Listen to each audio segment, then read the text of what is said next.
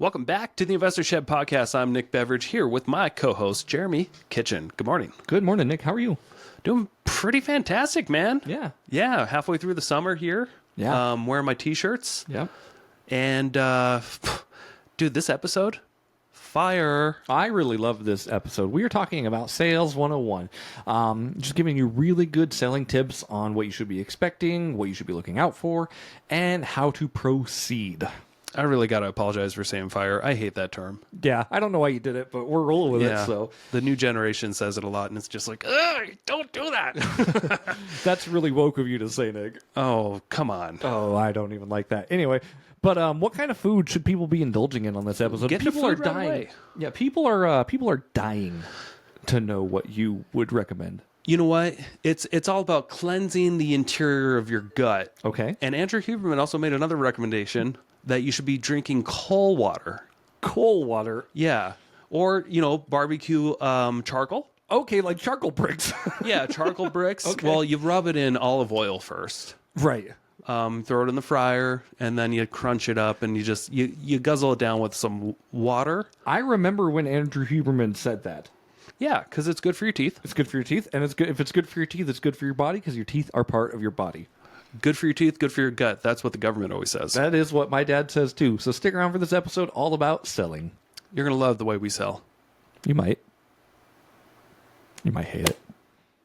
Everybody, welcome back to the Investor Shed Podcast. We are live on X, which is formerly Twitter. X gonna give it to you. And our Facebook page, the Investor Shed Podcast on Facebook. So we are live on two sources right now. If you are listening to this, let's see, it was today, August 5th. It's August 5th. If you're listening to this on YouTube, it's at least a month later. So could be a year later, depending on when we release it. So welcome, everybody, to the Investor Shed Podcast. We are your local real estate investing experts. Matter of fact, this is the #1 rated investing podcast based in Coeur d'Alene, Idaho, with co-hosts named Nick and Jeremy. So we got that going for us. I can guarantee those stats are correct. Yep. Well, stats are correct because they're stats, Nick. Well, yeah. I mean, but some stats are just made up, but not those. Well, then they're not stats. Well, boy, you're just a Nazi, aren't you? I don't know why you say those things. Today we're going to be talking about Sales 101. And if you want to be a good salesman, you should start by not calling your clients Nazis. But that's the only I guess you can start with that. You are kind of a client, aren't you? Yeah, I'm a client. Yeah. I mean, I'm a consumer, and I'm also a salesman at the same time. So there are things I consume, and there are things I sell. You just bought a house with me. You're kind of a client there. I am kind of a client partner. Yeah. Yeah. I sold you a house. You sold me on the idea of an investment property. Yes. That's true. Yeah. Guess what? I'm buying another house. Congratulations. Yeah, thank you. Yeah. Coeur d'Alene. Very cool. Fix and flip. So you sold me, you let me get in on the shitty one, is what you're saying. No, it was a cheap one. It was an easy moneymaker. Uh-huh. Kind of like the stock market right now. Yeah. Because everything's down. Anyway, we're not going to talk about that. So, y'all, real estate investors, this show is for the people that really want to get into real estate investing, that maybe they've given it a shot. Maybe they're out there trying to meet with sellers, and they just are realizing that they fucking suck at it. Yeah. So this is about helping you guys convert seller leads. Mm-hmm. This is Sales 101 as in the real estate industry. Mm-hmm. We're also going to kind of cater to the there's a lot of real estate agents that listen to this podcast too, so I'm going to help you guys out too, and we'll kind of juggle just dealing with sellers in general, either as an agent or as an investor. Does that sound fair, Jeremy? That sounds really great. And I want to touch on just one thing that you were talking about during that little brief introduction. You talked about, some people out there suck at their job. And what that means is you really shouldn't get discouraged. I mean, you'll hear this a lot, but basically, like, even the best people in the world have coaches. And Michael Jordan just didn't start out good at basketball. It took years of work, and it took years and years and years and years of work and repetition and putting in those reps in order for him to be the best basketball player in the world. Now, this is obviously an analogy with sports, but it translates very well into sales. If you suck your first year in anything, you could just not have the right information or the right tactics, and that's what we're trying to do here today. Or you're just simply new at it. Everybody, when they're brand new to some sort of business, you're going to suck. You just need to put in the reps. But we're going to try to give you some little hacks to just make your conversion ratios a little bit better. But don't feel bad if you're out there and you're sucking and you're dealing with sellers. You just don't know what to do and you're stumbling over your words. You don't even know what to say half the time when they ask questions. It's just because you're new at it. You'll get better with time, with experience, and listening to things like this, going to classes, getting mentors and coaches. You'll just get better over time. You just got to stick with it. That's probably my biggest tip of the day. Sure. Just stick with it. Keep doing it, because nothing's going to be better than actual firsthand experience. Right. This is going to be second best. Right. Does that make sense? Yeah. I love providing the second best advice, but what Nick is saying is absolutely true. Like, embrace the suck, because when you're starting a new venture or when you're lost in something, like, the best thing you can do is you can learn from that mistake and you can figure out how to be better at it. So embrace the suck, and there is light at the end of the tunnel. So just stick with us here. Yeah.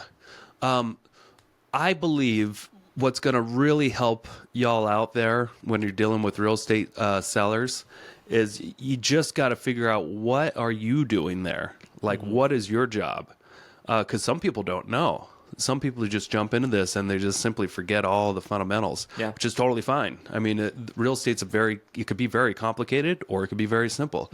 The truth is, it's pretty complicated. Sure. There's a lot of moving parts, and that's why you're probably confused. And when the seller's talking to you, you're probably not even paying attention to what they're saying, because you're just trying to think of what to say next. Right. And that's one of the biggest mistakes that people make, is that they're not actually listening to these sellers when they speak. You're just looking at a mouth move, you're smelling their house, right, and you're trying to take it all in, and it might be too much, and by the time it's your turn to talk, you don't know what to say. Right.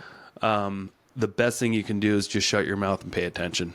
Absolutely agree with you there. While you're talking again, like, I'm listening to you, and I'm like, okay, that point makes a lot of sense, because, I think a lot of times salesmen at the beginning, they really overcomplicate things. And if you just listen to what your client is saying, you can help provide a solution. Yeah. It doesn't need to be overly complicated. And you don't need to give them solutions on the spot. You just need to be there to absorb information, hear them out, take notes.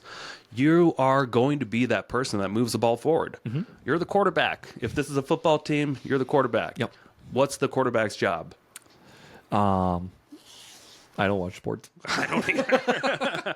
This is what I think the quarterback's job is. I don't know what his job is. I think it's their job to move the ball forward. Sure. Right? Move it ahead. Either throw it or run it.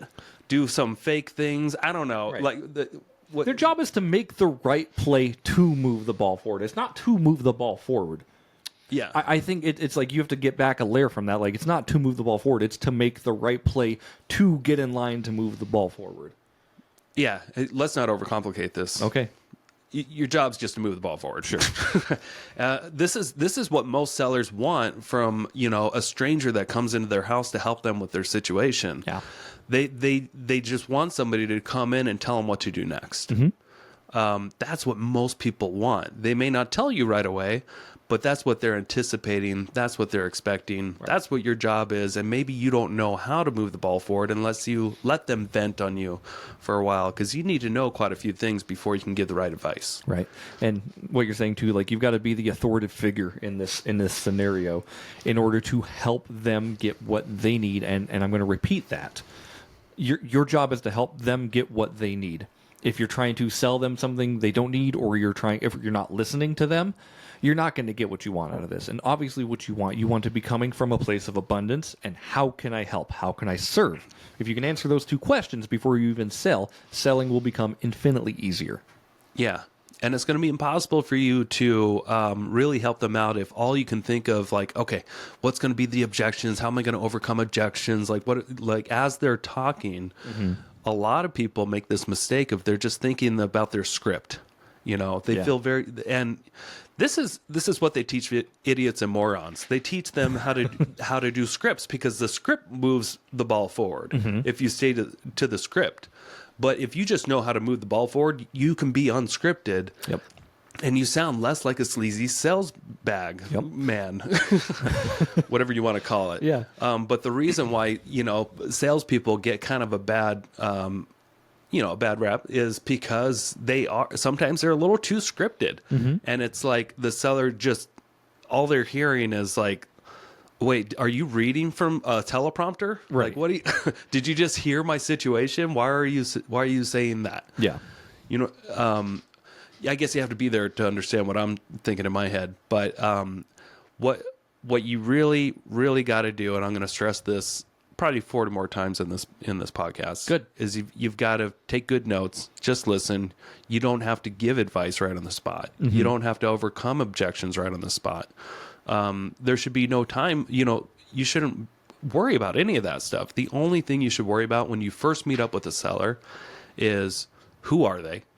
Are they in charge? What's their situation? When do they want to move? How are they going to do that?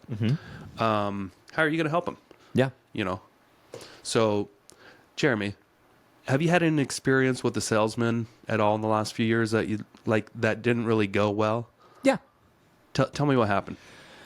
A lot of times, I mean, the ones that haven't really went well are the ones that they come to me, so it's cold calling, of course. They come in the neighborhood, they try to sell you something, and I'm instantly turned off because you've already came to my house, my baby's sleeping, you rang my doorbell, Okay, I'm already this is not a cold. This is a cold lead. a cold lead, and I'm already not interested in the thing you're selling me. So, have you ever had an experience with a door-to-door salesman that was actually very positive? my wife has had plenty. Yeah. She'll answer the door for anyone, and this is for any salesman out there. She'll buy anything you're selling, so that's why I answer the doors.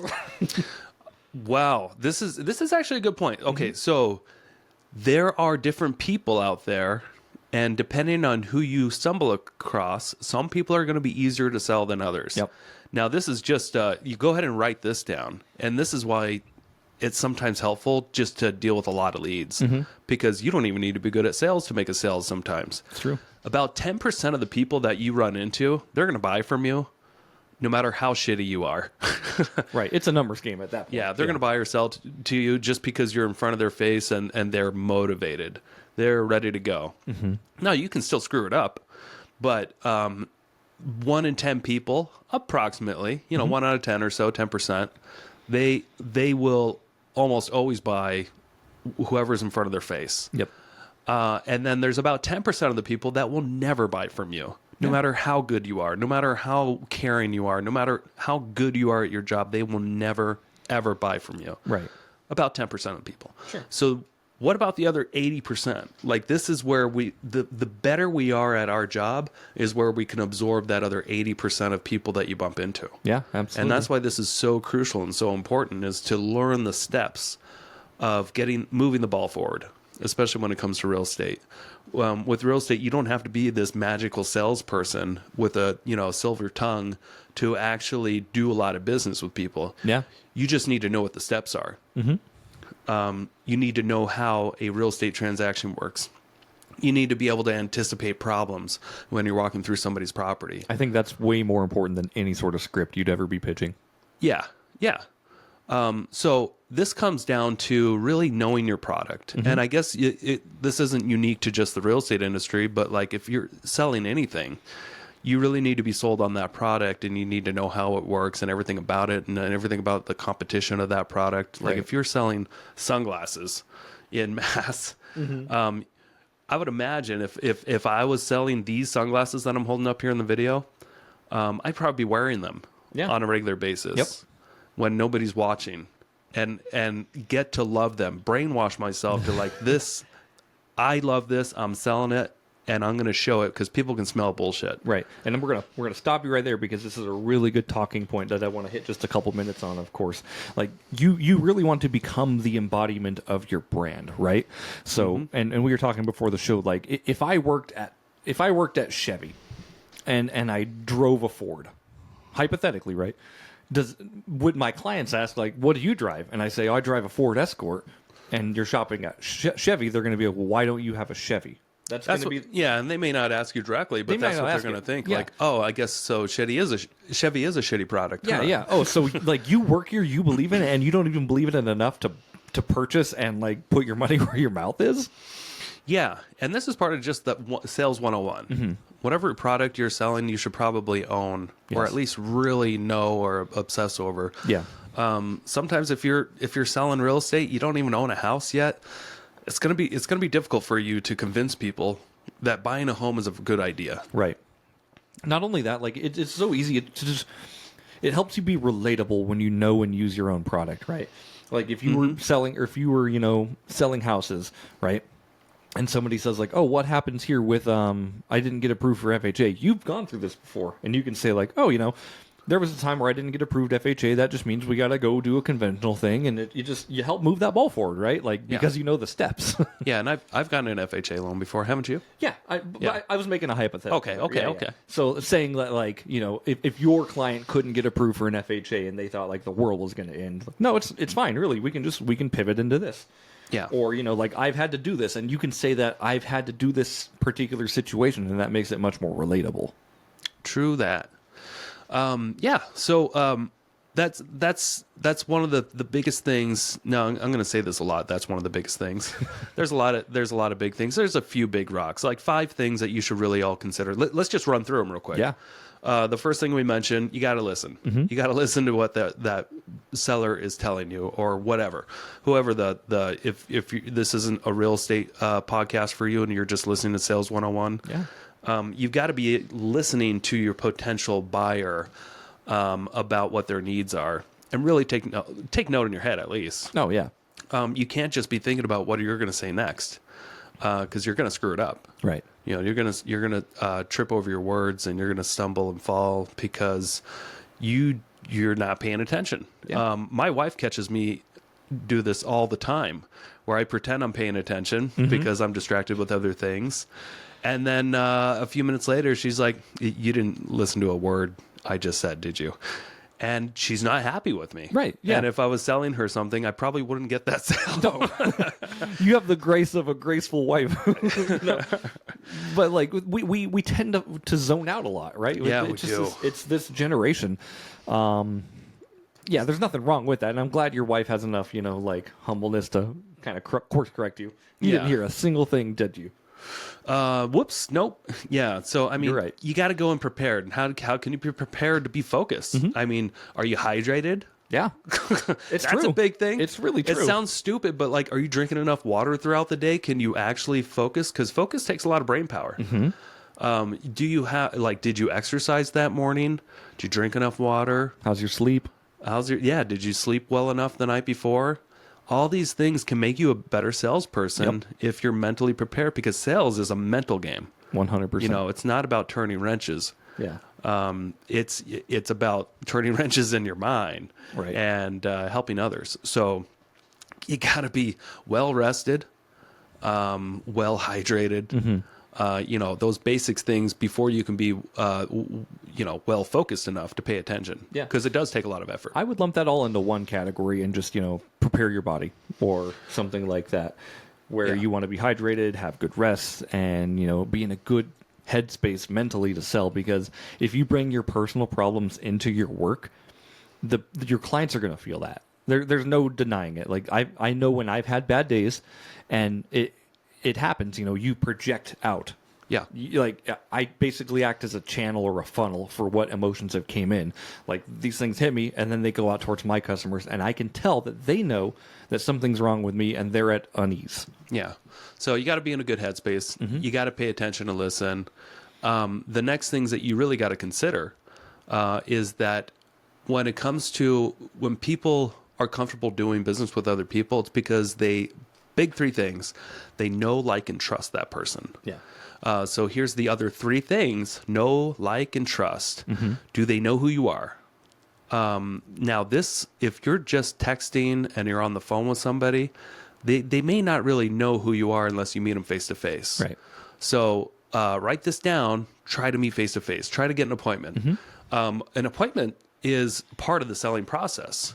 Getting face to face with somebody, it will increase your chances of getting a sale tremendously compared to those that don't. Because there are people that try to do this business without ever meeting face to face with buyers or sellers, that will just they'll want to text and make calls and not actually meet face to face and try to do, if you can meet belly to belly, face to face, the stats are that I believe about 66% of the time they're going to meet with one of the first 2 agents. So this is with a real estate agent.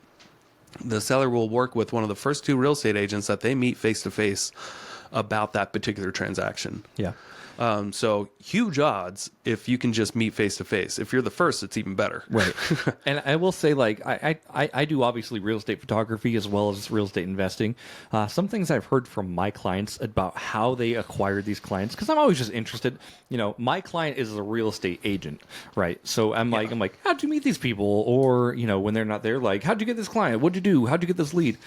And you'd be surprised, more often than not, the response that I get is, I was the first person to answer my phone.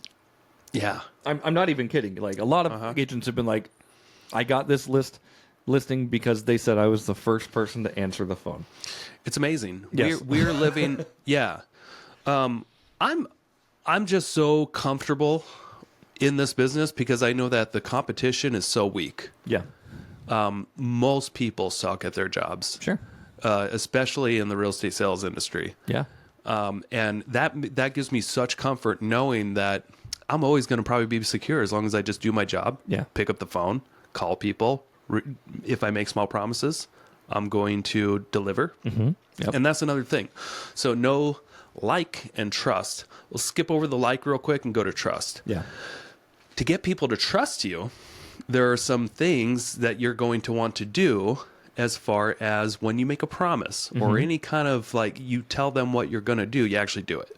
You just got to have, you know, if you say, hey, let's meet tomorrow at 4:00 and you show up at 4:10, that's a big red flag in my head. it's a huge red flag. I know it's just 10 minutes, guys, but you may have lost that sale. Yeah. You've got to keep your promises. If you say, I'm going to send you some comparables, I'm going to send you an email here when we get off the phone, and you never do, yeah, you just got to strike. Yep. You may not be out yet. You may not be out, but that's You definitely absolutely ding got a for big sure. strike. So these little things, you make little promises, you got to keep them. Yeah. You absolutely have to keep them. Every little thing. It doesn't matter how small it is. You tell somebody that you're going to call them back within the hour, you call them back in 45 minutes. Yeah. You know, you don't wait after an hour because, and even though if people, they're not writing it down like strike one, you know, but people are really good at keeping a mental tally in their head of, is this person know, like, and trustable? Am I, like, do I want to do business with them? And their algorithm in their head is going to put it together much faster than somebody keeping track on paper. So just keep this in mind that, like, when it comes to trust, you just got to do what you say you're going to do. Yeah. How many dings do you think people realistically get? Oh, I don't know. But if I had to guess, like, the people that end up going out, like, yeah, like what I mean, like you're talking about, that's a strike for you, right? So how many strikes do you think a person can, like, realistically have? And I'm saying you shouldn't. Maybe two. Maybe two. That's exactly what I was thinking. Like fool me once, shame on you. Fool me twice, shame on me, type of thing. Like, yeah, if you screw me over twice on a sale, or if you can't keep your integrity or your word for two things, I'm probably not going to do business with you. Yeah, and the easiest way they do that is by simply stop returning your calls. Yep. Or text. Yep. That's the way people do it these days. Yep. It's you know, don't care enough about me to follow through. Why should I do mine? And that's exactly, like, the feeling. Like, why should I continue to put all my eggs in this basket if you clearly don't care about having integrity? Yeah. So show up on time. Yeah. Now we skipped over like. Here's the easiest way that I've learned how to build up like. How to get people to like you.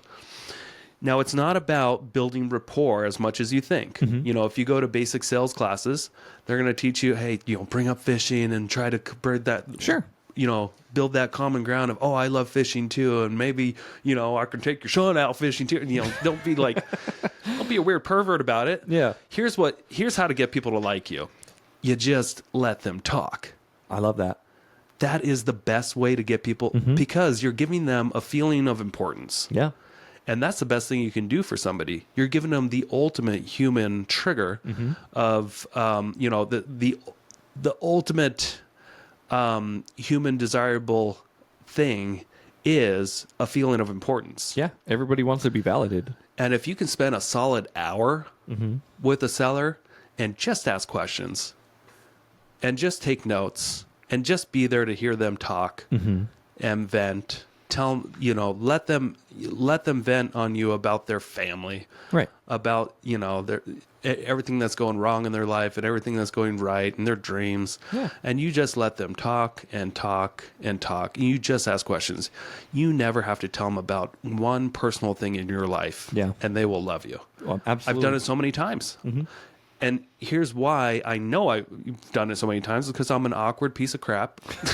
Not an awkward piece of crap, I but would not say piece of crap. I am super awkward, and this has helped me become an amazing salesperson. Yeah. I just don't say anything. Mm-hmm. I just show up with a pen and paper, usually a clipboard, Right. with predetermined questions, Sure. and I just ask the questions, and I'm just there. And most people that I meet with, they end up liking me. Yeah. It's so obvious. Mm-hmm. And all I do is I let them feed into the most important human desire. Yeah. And that's a feeling of importance, and they feel like they've just been heard for as long as they want. And I'll even let a seller appointment go 2 hours. Sure. It's worth it. Mm-hmm. The more info I get, the better I can help them. Yeah. That's absolutely true. Because I know that if I'm there for a couple of hours and I take great notes Mm-hmm. and I learn all about who they are, I even get their contact info, Of course, correct spelling of their names. Yep. That's Who important. else is on title? Are there any other decision makers? What are their plans? What do they actually really want to do? yeah. Why do they want to do this? Mm-hmm. Do they want to move because they hate their neighbors? Or do they want to move because they're broke? Are they going through bankruptcy? What is the main reason why are they wanting to move? Are their kids just, out of the house now and the house is too big? You got to figure out why they want to move. And when do they got to do this by? Mm-hmm. A deadline's really important. Yes. Is there a deadline or not? If there is, it should be a cakewalk. Mm-hmm. You just follow the steps. You move the ball forward. Mm-hmm. If there's no deadline, sometimes maybe it's not the right time. Yeah. And you can build up a lot of credibility by letting them know that. You don't have commission breath or anything by saying, "Oh, when do you think the right time would be for you?" Yeah. Like if it's not this year, next year. You start talking like that, and they're like, "Wait a second, you just recommended a year from now working with me?" Yeah. They're like, "Oh, okay, this guy's in it for the long run. Built trust right away. Yep. This guy's not just trying to get a sale right away." Mm-hmm. And then how are you going to do this? How are they going to move to the next property? Do they qualify for another loan? Are they going to pay cash? What do they owe on their mortgage? Right. You're going to want to get all this information. That way you can simply, the more info you get, the closer you are to the field goal. Yeah. And you can just Football. Football, right? And you can take one quick step. Mm-hmm. Now, if you try without any of this preparation to get a house under contract or to get a listing agreement or to get someone to sell their house, it's like a Hail Mary. Right, exactly. You're on the other side of the football. You're a quarterback on the other side of the field, and you just throw the ball Right. as hard and as long as you can without any practice. Hopefully somebody catches and that. hopefully somebody catches it and goes. And what's likely going to happen is that nothing's going to happen. Right. But if you can go through this whole process, get all the questions, it's like simply just walking with the football, and everybody's walking with you closer and closer to this field goal. Right. And then as soon as you feel like the time is right, you can just walk right into the field goal. Mm-hmm. And it's just the next step. Yeah. I've got the play. I've got my team ready. We are ready to make this a touchdown because we're doing football references right now. Doing football references. I don't know why, because we never watch football.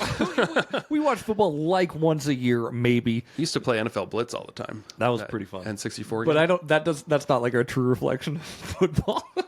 I guess not. That's just like Skippy. Yeah, that's just us body slamming the other team, basically. But what you said, I really like there, Nick. So you want to equip yourself with the right tools to get the job done. With this, Nick specifically talking about a real estate transaction, and this translates into a lot of different areas of sales. But I want to express you're a note taker, and I think that's fantastic, by the way. Yeah. But there is a balance still of taking notes and active listening. Yep. Because if you go to a seller's appointment and your head's just down writing the entire time, writing verbatim everything that they're saying, they're just thinking like, oh, is he even going to retain? Does he even do his job, or is he just writing everything down? Because they do want somebody to be personal as well, right? You'd be surprised. Okay, well, maybe I would be surprised, but what I'm saying is like obviously write down, but don't keep your head just in the notebook. Right. Like, you got to keep engaged. You Yep. got to keep good eye contact. Yep, keep eye contact. Like there's other things. Right. You got to ask good questions. You got to keep the conversation going sometimes. But here's what I'm going to recommend you don't do if you're new at this. And even if you're experienced. Don't talk about yourself. yeah, Don't talk too much. right. You want them to do 80% of the talking. And you do about 20% or less. Yep. That is how you're going to win. Yeah, I agree. The more they talk, it doesn't mean that they're going to lose. Right. But the more you talk, because you just need to extract information. The more information you have, the better you can be to assist them the right way. Yeah. And know, okay, I probably shouldn't buy this house. They need more than what it's, what the mortgage is, but we can list it, or I can refer it to an agent. They can list it. Yeah. Maybe I can get a kickback. Who knows? Yeah. And that's just like a little example, but there's actually been plenty of times where I've actually been on like a listing appointment as an agent, and they give me all their info. They're okay. This, we've got a VA loan on here. There's only $100,000 owed. Our payment's like $800. Yeah. And I'm like, this property can rent for like $2,500. You told me you've done this. You bought yourself out of selling for the most part, and sometimes. Yeah, but it's a great way to build up trust. Absolutely. And I'm instead of me buying the house or offering to take the listing, I'll just make a quick recommendation that's in their best interest. Yeah.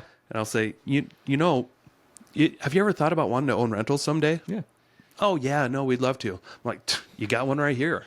You can even refinance and this, get cash back. And when you still say do it. something like, "Hey, trust me, I'd love to sell your house and make a commission.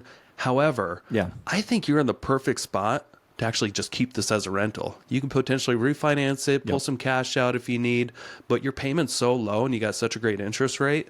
You can keep this for the next 20 years. Look at how much it will actually pay you, and I can send you a report on what this house can make you. I'm just gonna guess, over 30 years it can make you 1.2 million, just because I've done so many of these, just as a guess, with inflation and cash flow and that kind of stuff. Like, would that be of interest to you at all? And they may be thinking, wow, this guy's obviously working in my best interest. And instead of a strike, you get a huge check. Yep. from the seller in their head. Like, this person hit the trust button. Right. Big time. And with that, like, that goes... And maybe the like, too. Yeah, that goes so much deeper than just those levels, to be honest with you. Because if you treat somebody that well, and you are seriously looking out for their best interest without, having to sell them anything, that's where referrals are going to really start. Yeah. Like, they're going to talk to people, and when the people talk to people like, hey, do you know of any real estate agents? I talked to Nick Beveridge, man. He helped me do this, this, and this, and now I have a rental, and I bought this. It was the most amazing experience. Congratulations, your people are now working for you. Yeah. And I've done this a lot as an agent, and guess how many times somebody said, let's actually keep this as a rental. That's a great idea.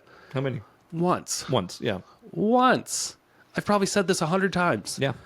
But the other 99 times, you can tell they really appreciated what I just said and recommended. Yeah. And it went a long way, but there's just like, just right now is not the right time. I just want the cash. Sure.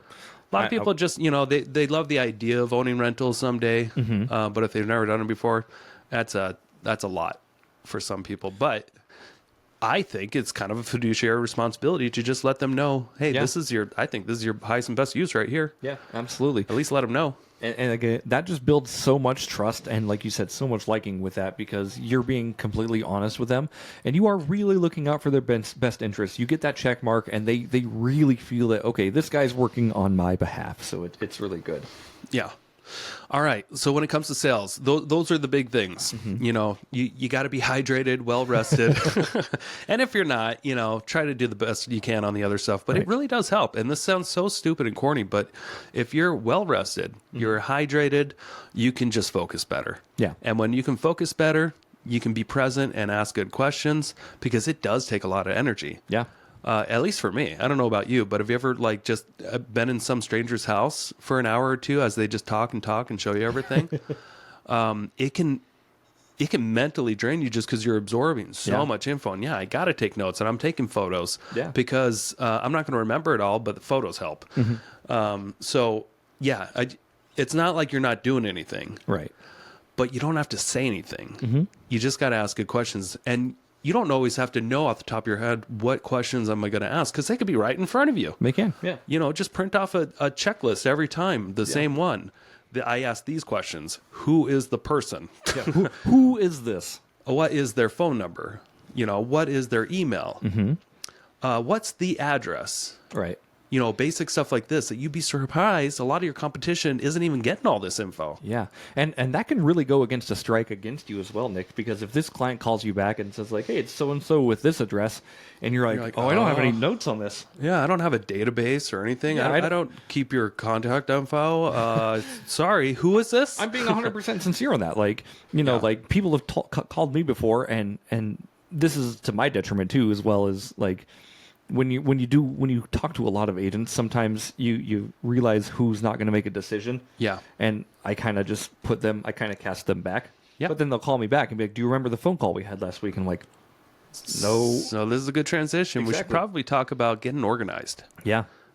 Because the better organized you are, the better you can help serve people. Yeah. Like if you're just a freaking mess inside and out, it's hard to put the mask on your somebody else if you don't have a mask on yourself first. Airplane analogies here. Airplane analogies and football. We talk about airplanes and football on this show. But specifically in the sales world, you're going to want to use a CRM. Yeah. A CRM stands for a customer relation management system or something like that. I don't know. Yeah. Customer, I never really see it. Client retention management. Client retention management? Yeah. I think it was customer relation management system. Yeah. Whatever. We just call them CRM, but it's a database of clients. A database of like where clients, you put customers. Customers or clients? Well, it depends. I know. So I'm in fucking real with estate, you. we have customers and clients. They could be either or. Yeah. But for the I think it's just customer because lots of businesses have CRMs. Not everybody has clients. Clients are more like in the professional world where you have an agreement with somebody ahead of time. Yeah. And so in the real estate world, we can have clients or we can have customers. Gotcha. Or leads, whatever. CRM is it's an online, online or on your desktop or on your phone. It's a place where you actually save contacts. Ideally, you're putting notes in and having reminders and maybe setting up campaigns online or offline. But it is your business. So, I mean, if you're new in the real estate sales industry or the real estate investment industry and you're not using a CRM, you're not really building a business. Yeah, you're doing it wrong.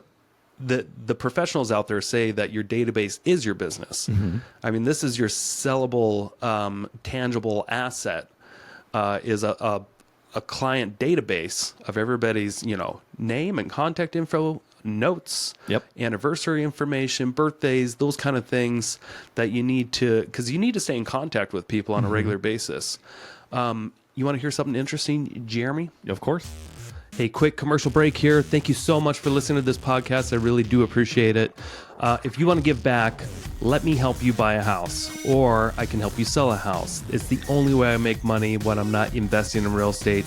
I don't make money on this podcast or the events I do, but I do make money only when I help people buy and sell houses. So if you're looking for your next investment and you're here in North Idaho, I want to help you personally. If you are not in North Idaho, I can still help you out. I have a vast network of referral partners all across the country, and I can find the right real estate investor savvy agent for you so you don't have to. It doesn't cost you a thing. Thank you for your support. Back to the show.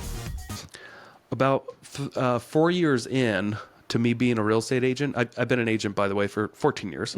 But about 10 years ago, what I figured out after I tracked all my numbers was that the average client that I did a transaction with, when I first met them, it was about 18 months prior to me doing a transaction with them. Okay.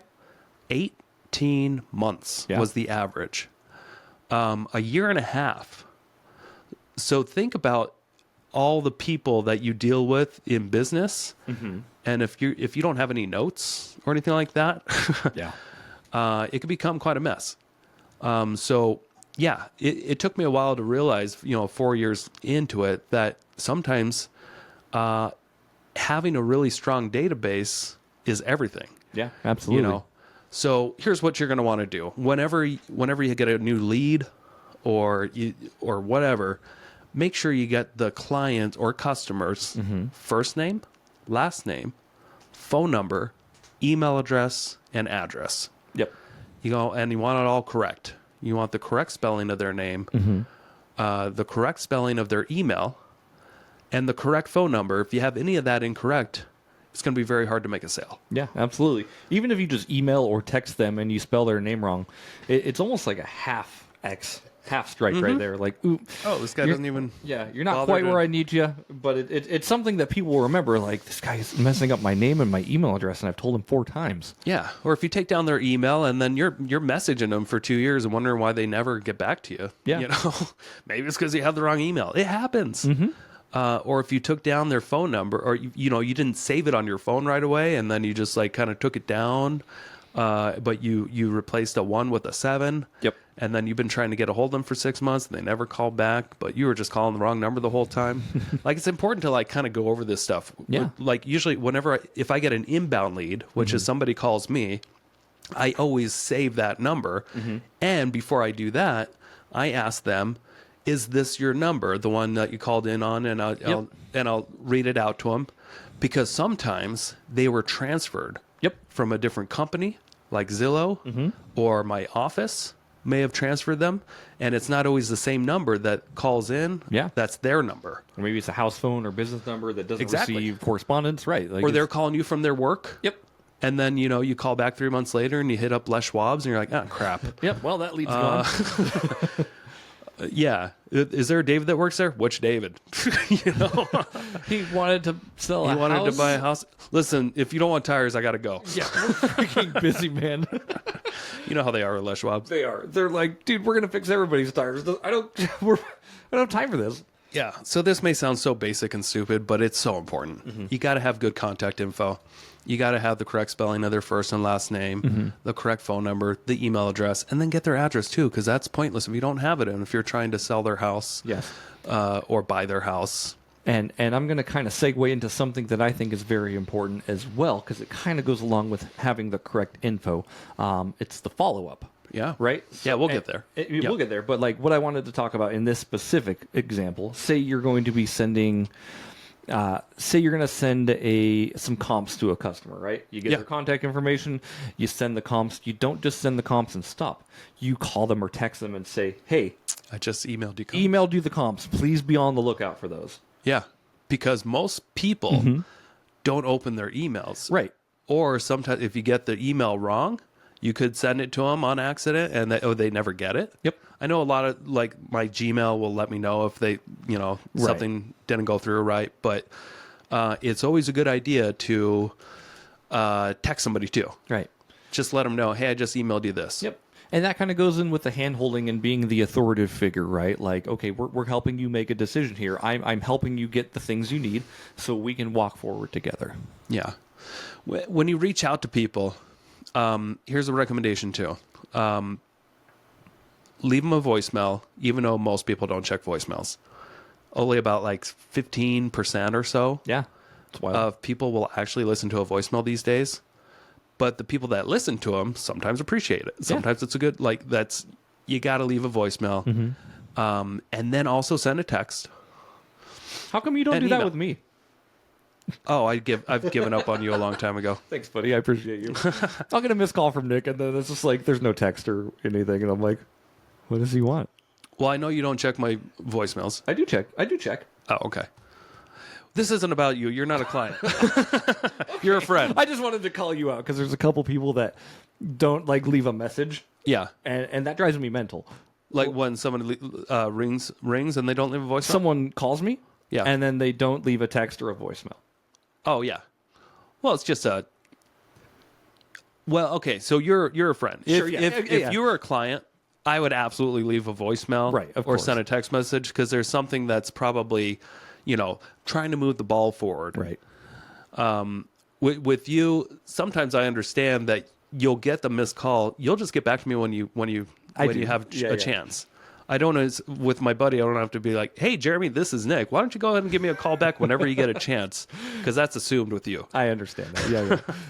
There are just times where it comes through, like, there's a few people that don't leave those messages, and I'm like, I'm putting the baby to bed, and my problem is with it is I get distracted. I'll leave you a voicemail next time.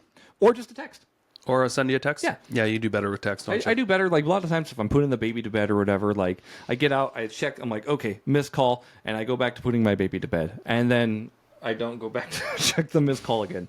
Yeah. So I have that problem with text. When people text me, and it's not always the right time. Like, if I accidentally open it and then I get distracted right away, or I have like somebody else standing in front of me, and if I don't get back to them, sometimes I'll forget to text people back. Yeah.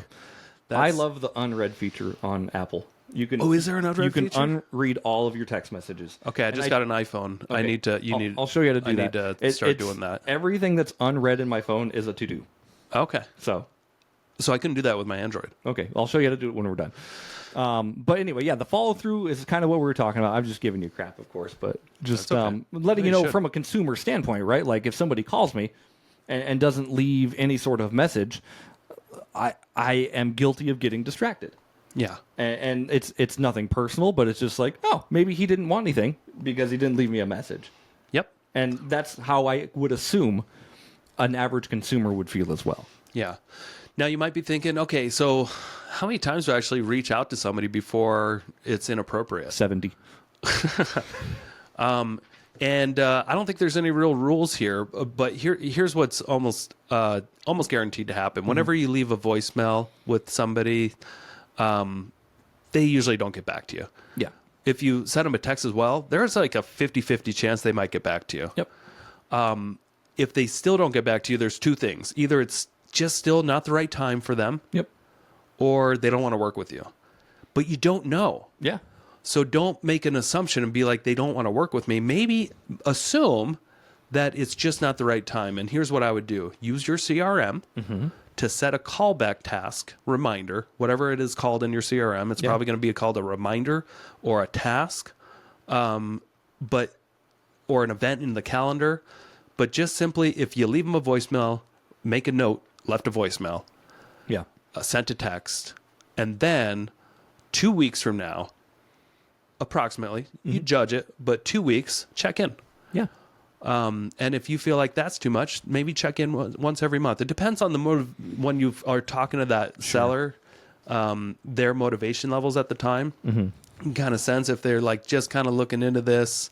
Maybe you check in with them monthly. Maybe if they're like, yeah, we need to sell, in the next 2 months. Maybe it's like an every other day thing. Yeah. You got to judge it, but in general, you should always be moving the ball forward on your end too, with just when am I going to contact them next? Yeah.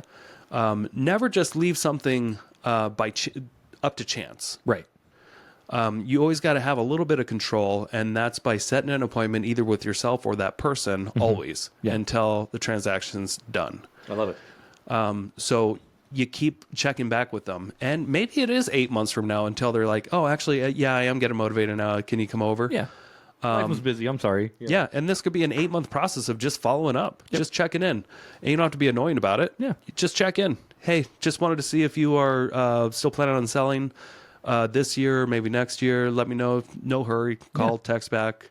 And it depends on, how you want to leave this voicemail or send a text. I usually like to just use words like no hurry. Yeah, no rush.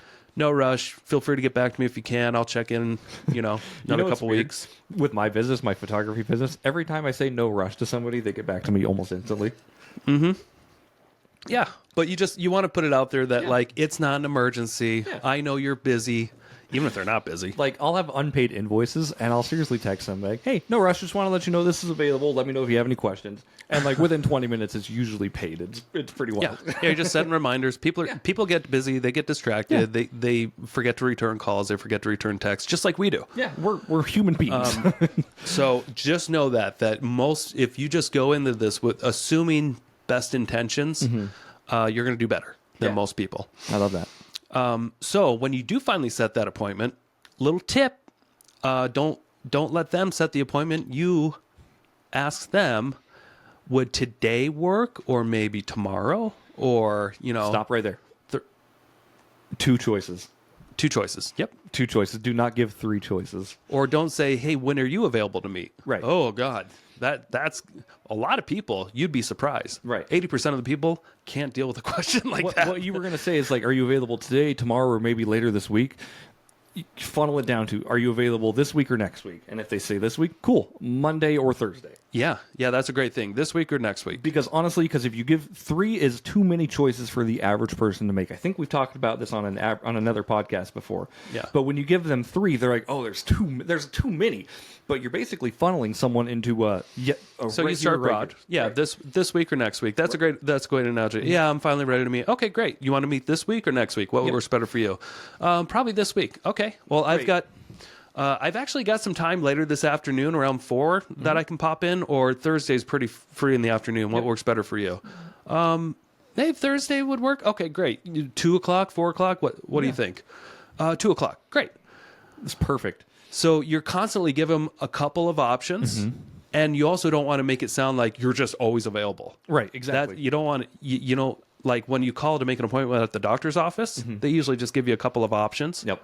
You know, he's available March 13th at 2 p.m. or, next year. Or 2029 at 2029. 11 what works p.m. better for you?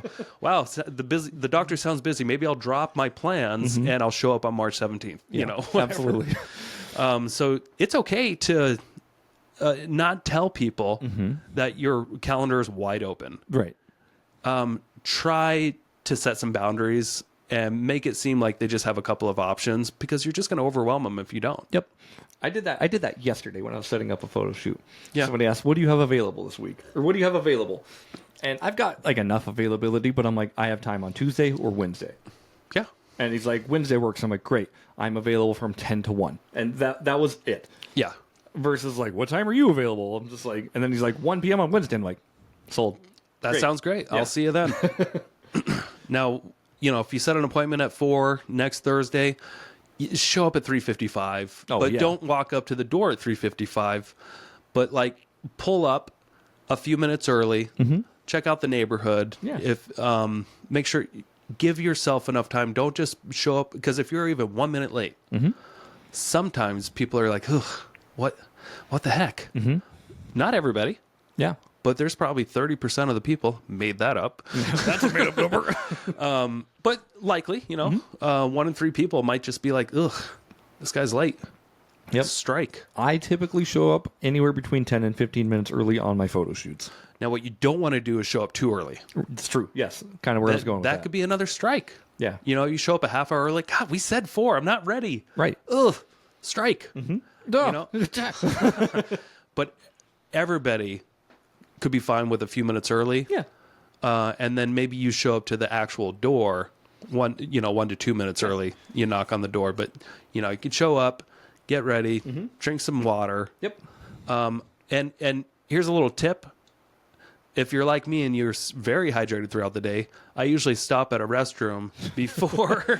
Yeah. Go pee before your appointment. Go pee before the appointment, because nothing's more awkward than like, I've really got to pee. Can I pee in your house? Yeah. I hate asking that. Like, I'd rather go pee out in their backyard on like photo shoots where it's 5 acres. Like, I'm going to go do drones real quick. And what I mean is I'm going to go pee behind a tree in your house. Yeah. Because if you're like me and you're drinking a gallon and a half to 2 gallons of water a day, plus coffee, plus energy plus drinks. coffee and energy drinks and all that stuff, like, you're pissing every 10 minutes. Yep.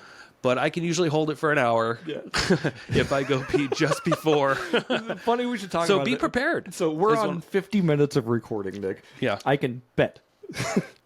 As soon as you click stop on this podcast, you're going outside. You do it every single show. I love it. Yep, I will. Yep. All right, gotta pee is what he says. Gotta go. But like, it's important to know that take care of your body is what he's saying. So like, before you get to appointment, be prepared to be on your appointment. Yeah, because you don't want your headspace to be like, I can't even pay attention because I gotta pee. Yep.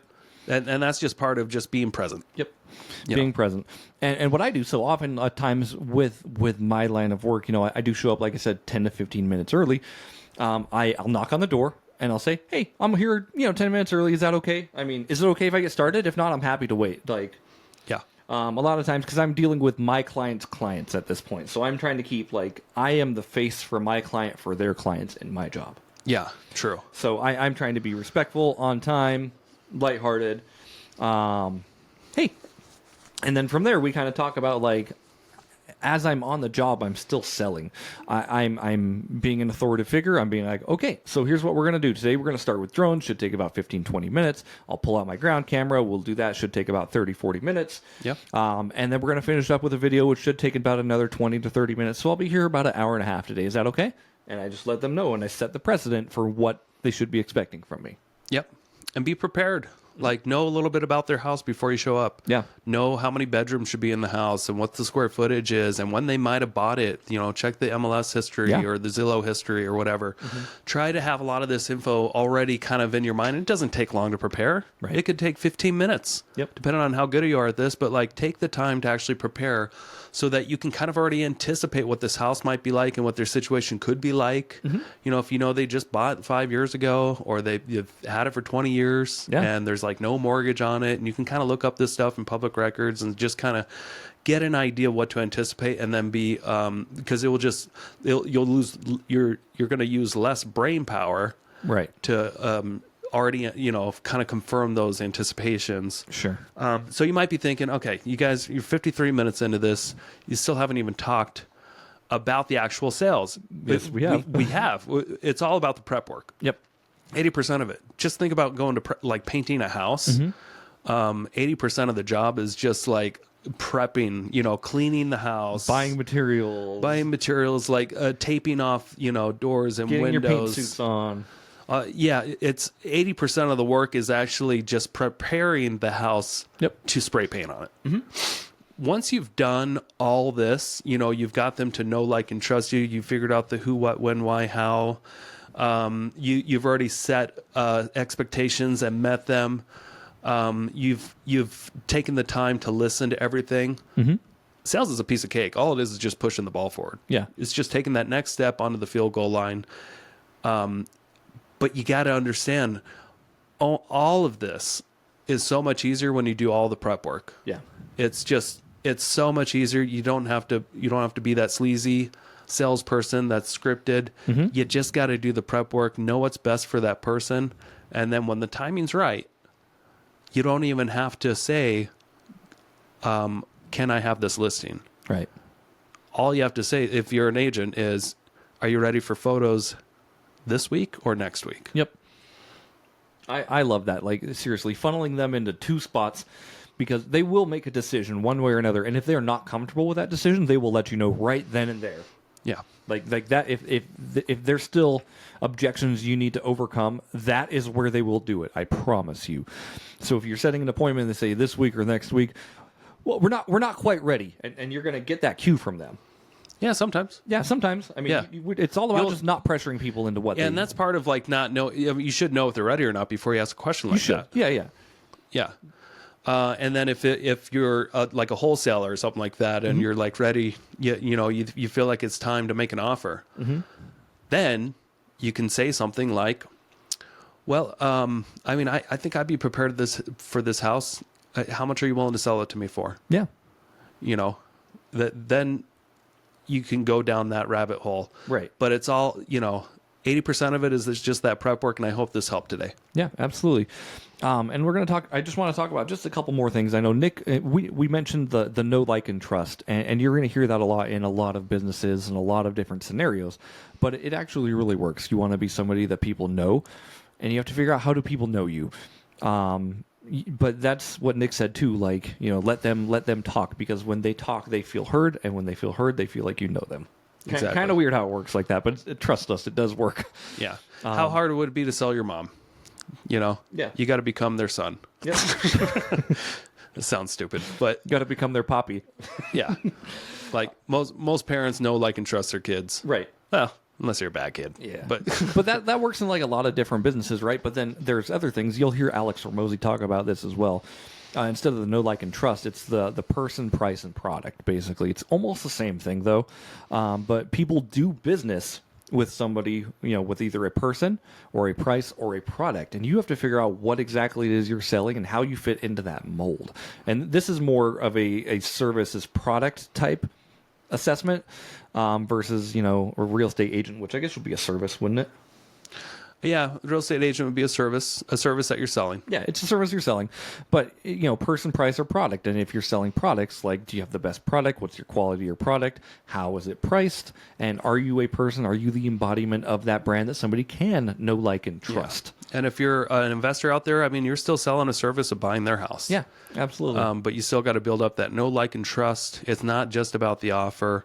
It's about hearing them out, figuring out if you had the right solution for their problem. Yeah, absolutely. Or next step in life. And I'm going to give us kind of a plug on one of our previous episodes as well. Actually, it was a couple months ago. We talked about negotiating. Yeah, And I about think, about a month ago. About a month ago. We can pin it in the description on this one, but it's going to go hand in hand with this episode because it's going to give you further tools to help you negotiate and actually close a sale. Yes, it will. I hope so. Yeah, it might, man. I don't know. Yeah. Anything else you have? I have. So your follow through is important, and I just wanted to kind of touch on this real quick. Again, so I do real estate photography and videography. You would be surprised how well it works just to like text clients happy birthday. Oh yeah. Like, yeah, that works. I text people, be like, "Hey man, happy birthday! Hope you're doing good." I don't even try to sell, and that's part of my shtick is I'm not trying to sell you constantly. Yeah, and I don't think you should be trying to sell. I think I've made up a thing that says like you should be, providing value, and you should be being personal, and then 10% of your job you should actually be selling. But provide value, right? And then just be personal. On this one, I texted, "Hey, happy birthday, man! Hope you're doing great." That's all I texted. Yeah, I didn't say like, "Do you want some photos?" But he texted back, "Thank you. Hey, I got a photo shoot I need to set up." What a coincidence. Yeah. Exactly. So I think in a future episode, we'll do one on maybe part 2 where like it's time to actually present a contract. Yeah. What do you think about that? I don't know a lot about it, but I'm happy to help and sit here and look pretty. Oh, jeepers. Okay. And I mean, this can go to agents if you're presenting a listing agreement, or to home buyers. If you want to present an actual contract to your sellers. I think we'll kind of dip into both of those on a future podcast here. Cool.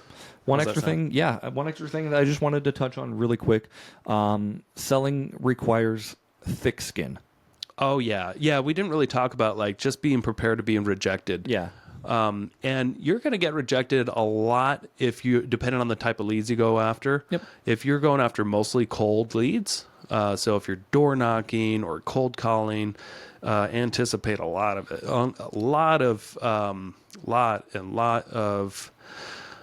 rejection. Yeah. So I don't do well with rejection. I feel like I have some pretty thick skin, but I don't cold call. Yeah. I don't cold call for a reason. I don't door knock, and the reason is because it brings my energy down quick. I would rather buy a house from a wholesaler than wholesale, because that sounds freaking awful. I have different ways. I network. Right. That's how I generate leads. I network with people that are doing the hard things. Yeah. And I try to help them with their solutions for the most part. And then I become just known as an agent and people reach out. But you may not be able to get there overnight, and maybe the fast track for you is cold calling and door knocking, and it does work. Yeah. But just be hydrated out there. Be hydrated, everybody. and again, so thick skin, it takes practice.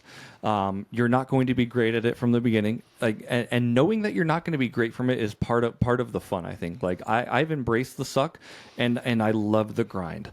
So with me, like it's not always about selling, but sometimes being in the trenches feels really good for me, even when I'm getting rejected. Yeah, that sounds good. Yeah. Should we do a recap or should we just end? Let's just hit stop. Okay. No recap for you guys. We'll do a recap at the intro. So whatever. All right. Hey, thanks for watching live Twitter. X. Not Twitter. Live HBO, X Nick, it's Max. and live Facebook Investor Shed podcast page. Thanks for y'all, and we love you. And we'll see you later. Bye bye. Hey, Coeur d'Alene, are you ready to take your real estate game to the next level? Join us for an exclusive 2-day real estate investing seminar right here in Coeur d'Alene, September 21st and 22nd. We have an amazing lineup of guest speakers that are traveling out here to teach you everything you need to know to succeed in real estate investing. That's right. How to find a deal. What is a good deal? How to form an LLC. What tax strategies do I use? We'll dive in on how to wholesale real estate, how to do fix and flips, and how to purchase long-term rentals. And that's just the beginning. We're also going to dive into self-storage units, property management, and how to invest out of state. Hey, Nick, What's the market going to do in 2025? I don't know, but we got Kathy Fecky from Bigger Pockets coming to forecast the 2025 real estate market. And we're going to talk about how to create those business leverage systems. Plus, we're going to learn how to get your mindset right. What's a short-term rental versus a mid-term rental? How do I build passive income, or should I be building massive income? What to do? What do we do? I don't even know what to do with my hands. I don't even know what to do. We're going to learn. I'm telling you, this is an opportunity you do not want to miss. Tickets are limited, very affordable, and you do not want to miss networking with these amazing people who are going to be at this event. Yes, so hurry. Run. Click on the link. Go to northidahorei.com and click on the 2024 Fall Conference tab. Get you signed up. They're going to sell out, I promise you. It's gone. It's going to be gone. Bye-bye. Thank you so much for checking out the Investor Shed podcast. If you enjoyed your time, make sure to leave a 5-star rating and review on Apple Podcasts and Spotify. Follow along on YouTube, TikTok, and Instagram at The Investor Shed for shorts and promos about each episode. Do you want to be a guest or know someone who has great real estate investing advice and stories? Reach out to us at theinvestorshed@gmail.com.